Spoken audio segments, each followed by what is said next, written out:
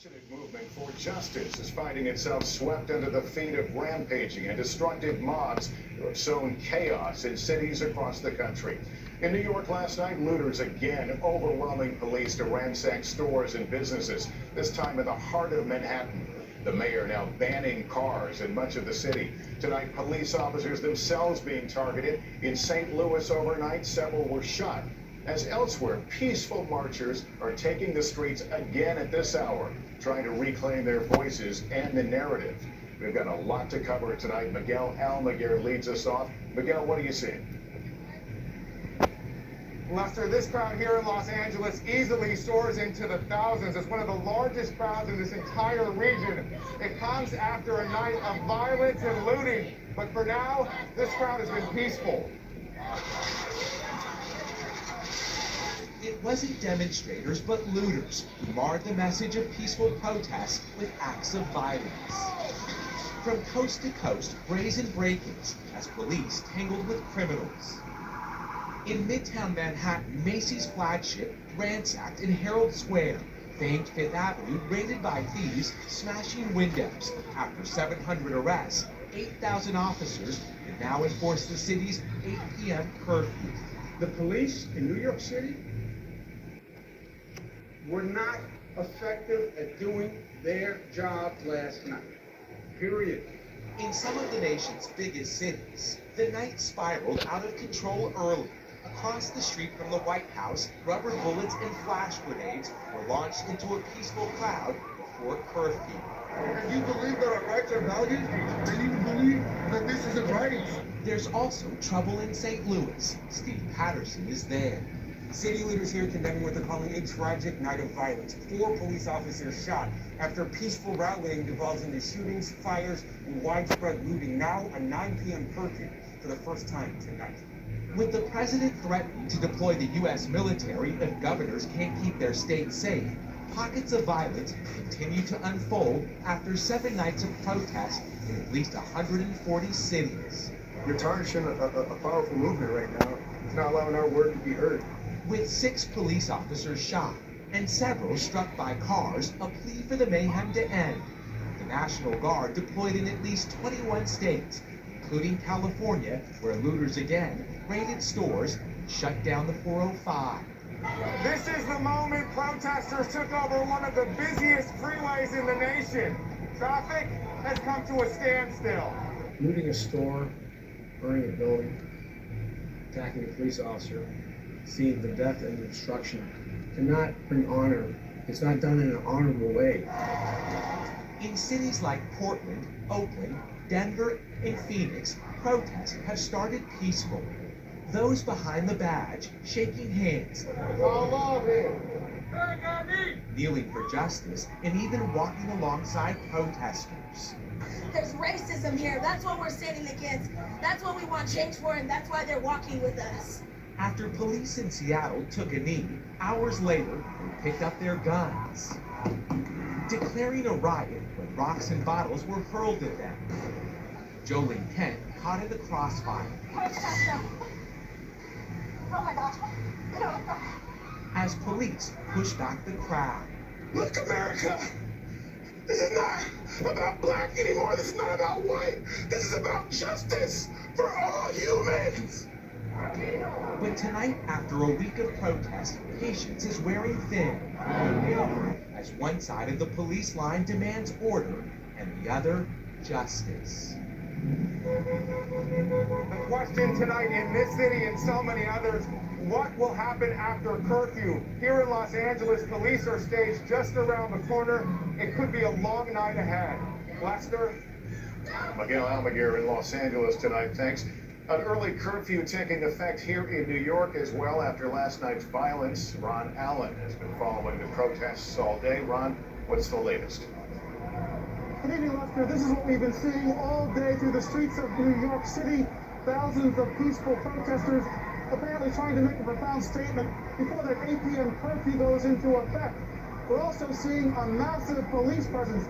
What's expected to be one of the biggest in recent memory because of all the criticism that they've been facing.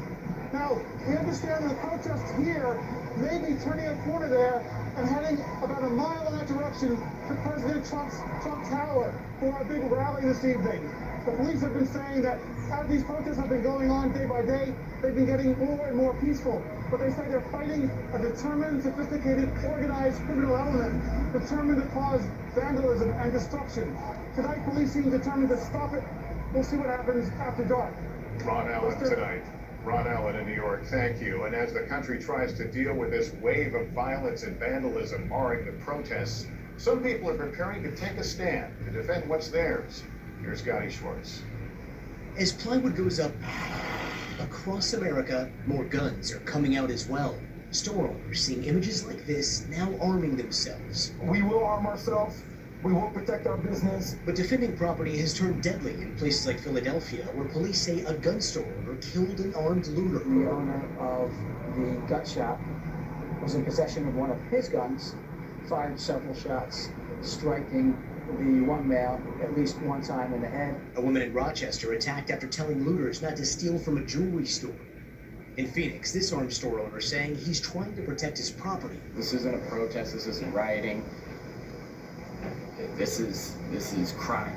They're having a standoff here. Oh my God. Yesterday, an armed liquor store owner chasing off looters, all unfolding during a live broadcast by Fox 11 in Los Angeles that has since gone viral. Even when police arrive, there is confusion between who is a criminal and who is a bystander. These people were protecting the store. That is Monette Watton, who helped chase off looters, put against a wall. The Fox reporter insisting she was helping to protect the store. You're losing your looters. We're taking them down. Wait, these are the people in the store trying to stop. Eventually, Monette is released. What do you think would have happened if the camera wasn't here? They probably would have taken me to jail. They probably would have taken me to jail. Monette says she understands the pain and the rage, but the looting is hurting everyone. It's not right. This is not what a protest is about. You're tearing up all the stores and everybody's saying. We're not getting nothing done by that. As for the police who handcuffed her, I understand you're tired, you're overworked, you're on tactical alert, but we're still humans. her message to both police and those looting is simple: accountability, starting with what happened to George Floyd. Scotty Schwartz, ABC News, Los Angeles. And tonight, President Trump is facing a furious backlash after visiting a Catholic shrine today, and that visit last night to a church near the White House for a photo op, after police used force to clear protesters from the area. Here's Jeff Bennett. President Trump sparking sharp criticism from top religious leaders for the second time in 2 days, with the Washington Archbishop slamming the president's visit today to a Catholic shrine. I find it baffling and reprehensible that any Catholic facility would allow itself to be so egregiously misused and manipulated. It follows fresh fallout over the government's decision Monday night to use physical force and flashbangs to disperse peaceful protesters from in front of the White House, clearing the way for the president and his top advisors to walk across Lafayette Square to the historic St. John's Episcopal Church, where a fire was set during demonstrations. President Trump posing for pictures, holding up a Bible without explanation. It was Attorney General Bill Barr who asked for the perimeter around the church to be expanded. The White House, within hours, editing footage of the president's brief outing into a triumphant video. The Episcopal Bishop of D.C. blasting the president, saying she never gave him permission to be there.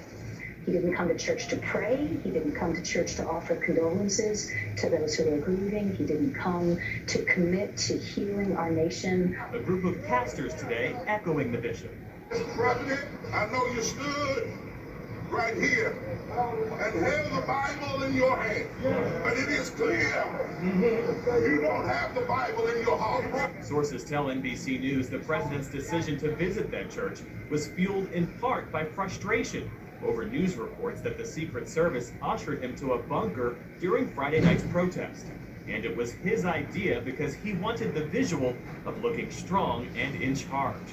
Meantime, Joe Biden offering a stark contrast to the president today in Philadelphia. The country is crying out for leadership. Leadership that can recognize pain and deep grief of communities that have had a knee on their neck for a long time.